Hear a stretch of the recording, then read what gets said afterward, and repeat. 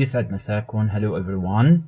In this video, we will learn how to create a list using the feature of a loop in the Visual Basic. Simply, loops make it easy to repeat actions in Excel 10 times, 100 times, 1000 times, and so on. To start coding, create list. To use resources efficiently, we are going to reserve a variable in the memory to hold the counter value. The command is dim followed by the variable name counter as integer. The loop statement for counter equals 1 to 10, for example.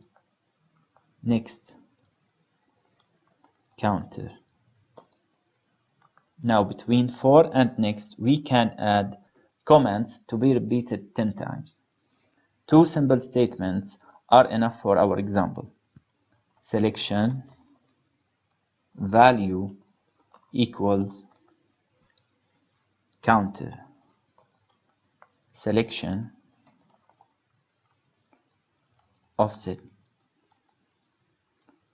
Go down by one row and freeze the column. Select. Now we need to assign the macro to the shape already created here. Assign macro, create list. Okay. Now we want to try it again. Hope these information are useful. Thanks for watching.